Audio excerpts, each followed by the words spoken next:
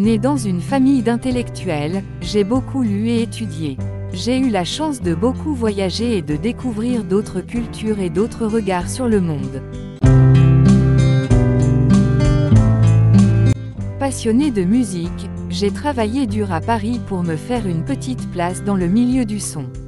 Pendant des années j'ai gravi les échelons, d'abord technico-commercial, ingénieur du son, puis journaliste, rédacteur en chef, avant de fonder mon propre média sur Internet. Et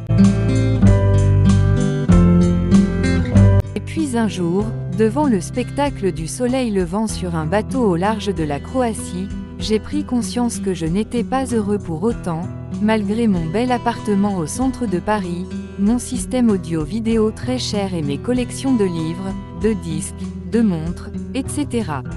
En quelques mois, j'ai changé de vie, fermé ma société, vendu ou donné la plupart de mes biens matériels et je suis parti au Népal, dans un monastère bouddhiste. Pendant des mois, j'ai appris à connaître ma vraie nature, j'ai médité devant la montagne, appris à me taire pour mieux écouter mes maîtres et c'est là que j'ai commencé à m'enrichir. Dans les années qui ont suivi, j'ai sillonné l'Asie avec mon sac à dos, j'ai vécu sur un toit de Varanasi, en Inde, avec un sadhu, ces hommes oranges qui se dédient à la vie spirituelle et j'ai découvert des trésors inestimables partout autour de moi en vivant de 3 fois rien. J'ai passé des mois à apprendre dans le silence et la solitude, rencontrer des hommes et des femmes extraordinaires aussi et chaque jour je me sentais un peu plus riche, un peu plus équilibré, un peu plus fort face aux vicissitudes de la vie. Aujourd'hui, je vis principalement au Vietnam où j'apprends et je donne autant que je le peux. Je vis dans une belle petite maison près de la mer, je mange à ma faim tous les jours et je dors dans un lit confortable. Ma vie n'a jamais été aussi riche d'enseignements, de rencontres, de moments merveilleux et de joie profonde. Aujourd'hui je n'ai plus peur de la mort, du temps qui passe et je me lève tous les jours sans cette petite boule à l'estomac qui ne me quittait presque jamais à Paris.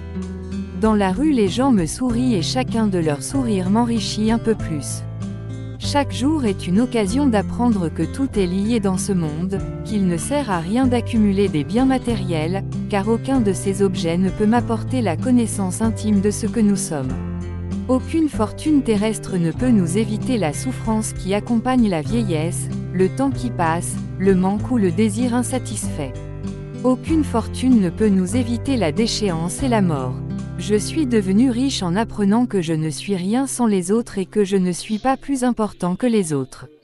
Je suis devenu riche en me préoccupant moins de mon petit ego et des plaisirs qu'il exige pour continuer à justifier son existence illusoire. Tous les matins, je regarde le soleil se lever et je me dis que je suis riche de tout ce que j'ai vécu, riche de ce que je vais apprendre aujourd'hui, des rencontres que je vais faire, riche du moment présent qui est le seul à exister vraiment. Pour devenir riche, il faut commencer par regarder à l'intérieur.